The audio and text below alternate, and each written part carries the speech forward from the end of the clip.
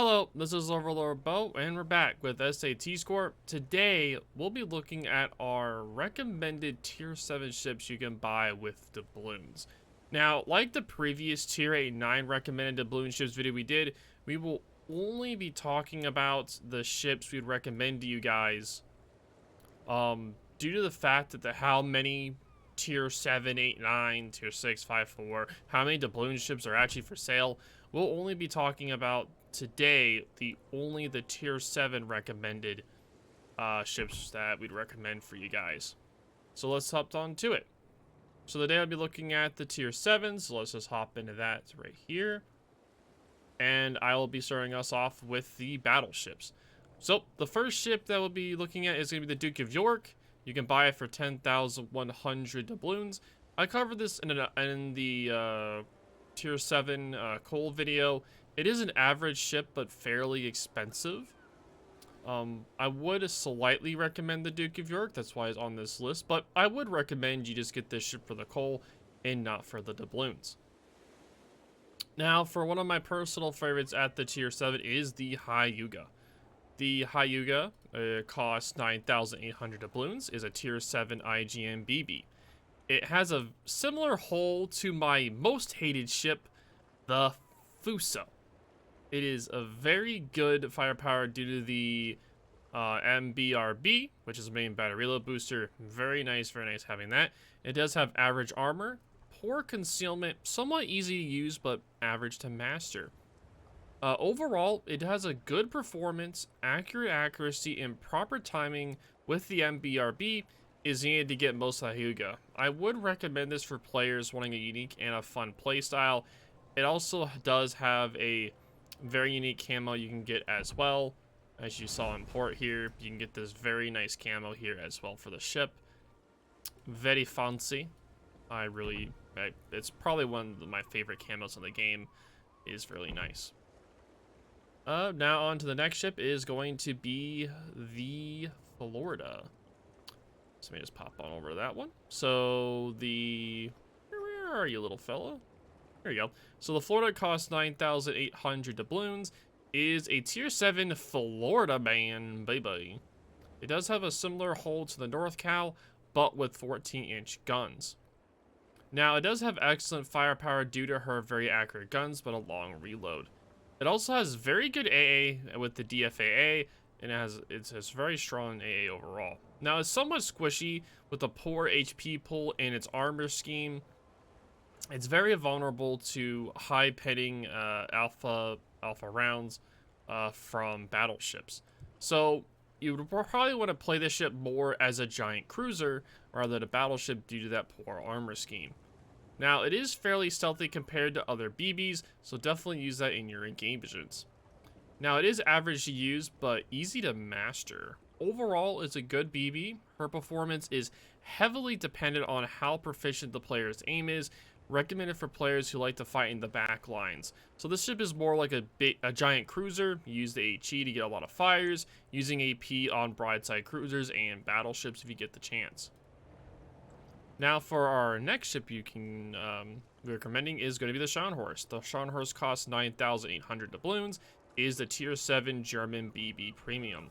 Now it is similar to the hull of the Gneisenau, but uses the historical 283mm guns.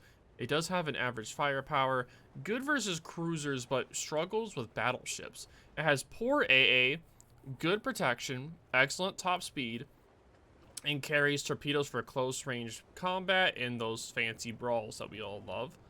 Overall, it is an above average BB. Her unique playstyle and general good handling has made her an often recommended premium despite her age. Recommended for a solid German Tier 7 battleship. Now, the next ship we'll be looking at is going to be the Astraka. So the Astraka does cost 9,500 doubloons, is a Tier 7 IGN BB. It has a similar hull to the Amagi, good firepower due to her 410mm guns. It does have no anti-air, so if you have a CV, just pray it doesn't go after you. It does have excellent top speed, one of the fastest out here, poor concealment, easy to play, and also easy to master. It's a very straightforward very good battleship. Newer players who want a good nonsense premium train should definitely take her. Just no anti-air, so rip. Now, since we just looked at the battleships, we are now going to go look at the cruisers. So this first step we're looking at is going to be the Atlanta. So the Atlanta costs 9,300 doubloons, a personal classic of mine. I have had this ship pretty much as one of my first ships in the game, premium-wise. Love this ship so much. It's so much fun for me personally to play. But on to my now non-biased critique of it, of course. It is a tier 7 US light cruiser. Impressive close-range firepower, but limited range in armor penetration. It does have good AA, but struggles versus tier 8 CVs. It is notoriously squishy. So any cruiser that shoots AP at you pretty much is, if you're not properly angled at all, you are just going to get citadeled and pinned everywhere. Now it does carry torps for point-blank engagements. They're pretty fun to use, but they have very terrible angles to shoot from, so you pretty much have to be pretty much perfectly broadside almost to get them off.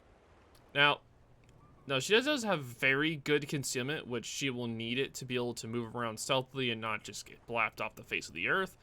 It does have very good maneuverability, and it does carry an 8.5 kilometer radar, one of the very few tier 7 radar cruisers you can still buy that has a radar. I believe the Atlanta and the Indianapolis are the only ones you can still buy left, besides the Belfast, which you can't get anymore. Is there any other tier 7 cruisers that have radar that I'm forgetting? Those are the three main ones. Okay, cool. I just wanted to make sure. Now, this ship is difficult to play and difficult to master. It is a perfect example of a high-risk, high-reward cruiser. She does well in ranked modes, but many will struggle in high-tier matches. It's recommended for players looking for a challenge. And now, since I did the first half, I'm going to let SAT start with the second half on the Weimar. Alright. So, Weimar here costs 8,800 doubloons. She's a tier 7 German cruiser. She is fairly squishy, and with her short range, she's somewhat reliant on island cover or using her engine boost to evade shots. Her her DPM may look average, but she actually has improved penetration, so she can penetrate up to 38 millimeters of armor. So very effective against battleships. Uh, for her limited range, she does get a spotter plane, which can somewhat compensate. But when it's down, she will kind of struggle with her very short range. That being said, if she is forced to get close, she does have torpedoes, but maybe generally you don't want to do that because she's fairly squishy. She does have pretty solid maneuverability, and she's one of the faster cruisers at her tier. She does have very good concealment. Overall, she's kind of hard to play, difficult to master just because of that very uncomfortable range. She does have a lot of potential for those who abuse the allied smoke or islands and know how to position, but she is still very difficult to play, especially in these high tier matches where you have cruisers, cruisers that can shoot you, radar you, and the ranges are generally much longer. So I would recommend it more for skilled players who want like a very high risk, high reward damage farming kind of ship. Moonshin is very similar to the Weimar here. Also costs 8,800 doubloons, just also another tier 7 German light cruiser. She is also squishy, but has a little bit more HP as Weimar. She doesn't have as many guns as the Weimar, but they fire faster, and she actually has a slightly higher overall DPM compared to Weimar. She also carries close-range torpedoes. She's still solid in the maneuverability department, but she doesn't have the speed boost as Weimar does. She does have notably worse concealment, so you have to play further out. Again, I would say she's a little bit easier to play, but still somewhat hard to play, and somewhat hard to master. Like the Weimar, she is a damage farming cruiser, And so, like, both of these cruisers are quite solid. Moonshin is just a bit more long range and easier to use, whereas Weimar has more potential, uh, but she's a lot more frail and prone to kind of exploding. So it really depends on how comfortable with you are. If you think you can handle a high skill ship, go ahead and take the Weimar. If you want a more consistent, comfortable ship of damage farming cruiser, just take the Moonshin, or take a different cruiser. So the next ship or two I'll cover is the Boise or the Nueve de Julio. They're exactly the same ship, except the Boise is in the U.S. tech tree ship. Sorry, Boise is the U.S.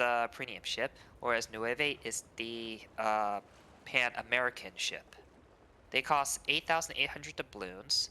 They are both fairly durable thanks to the low citadel and access to a super Oh, big heal. stretch, Their dude. hull is Oh, pretty big much the stretch. same Yeah. as the Helena. They have excellent HE firepower, although not quite as insane as the Helena. Their main problem is in close quarters combat where they have no access to any sort of torpedoes. So if a battleship is rushing at you, you're gonna just die. Period. They do have fairly solid AA, but still not really enough to ward off tier 8 CVs, although they're pretty good against tier 7 CVs. Tier 6 CVs, sorry.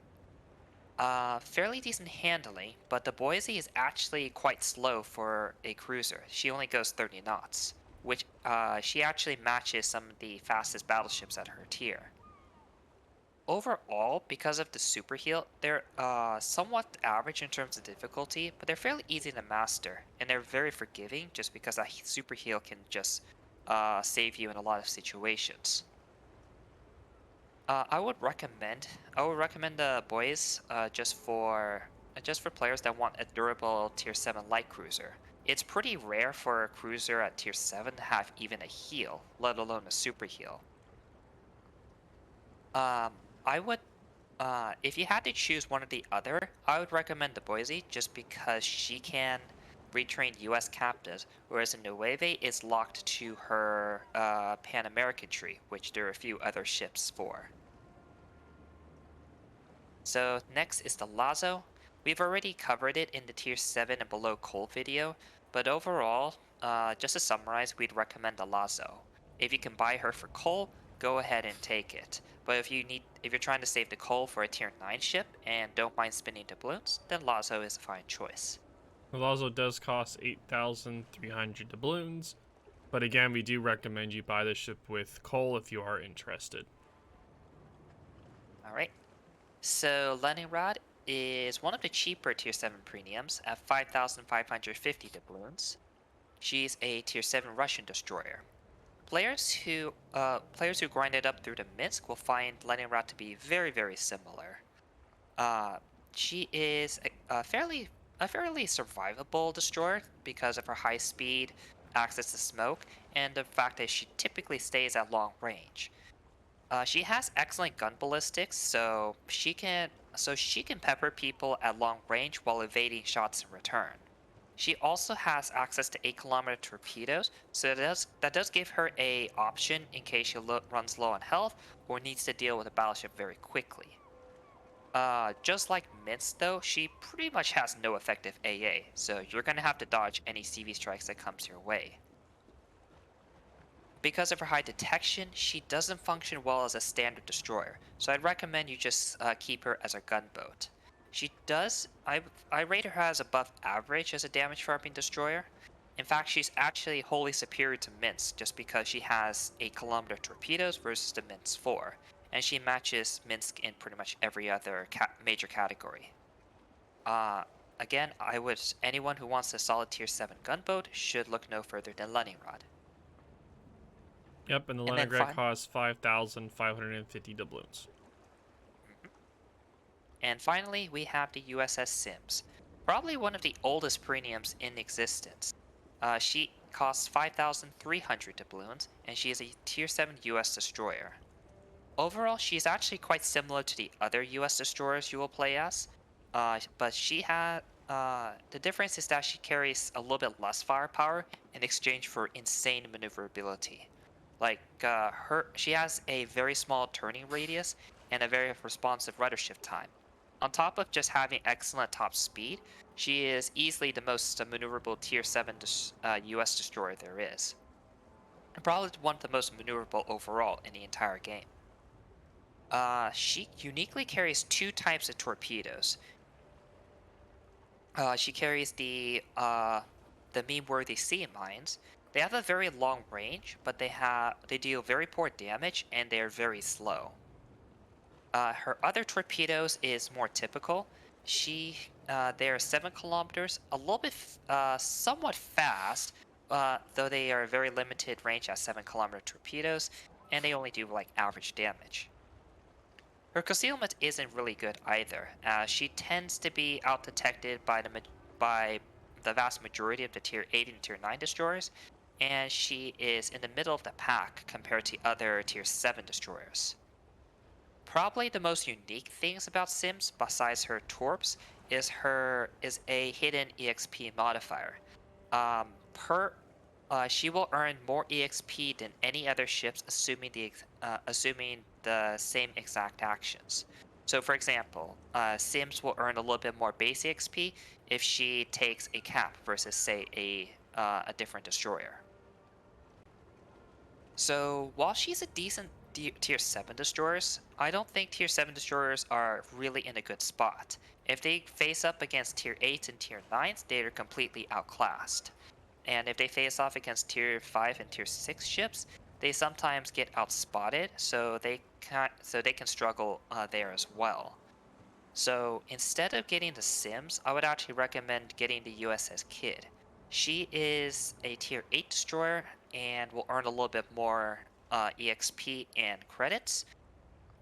Performance-wise, we also recommend her as she's one of the best Tier 8 destroyers. So Bo, do you have any questions Nope. or anything to add? No, I think we covered it, but yep, we will be doing another video in the future on the tier 6 and below premiums, but today we're only covering the tier 7. If you guys have any questions, concerns, definitely leave them down in the comments down below. Thank you all for watching, and I'll talk to y'all later.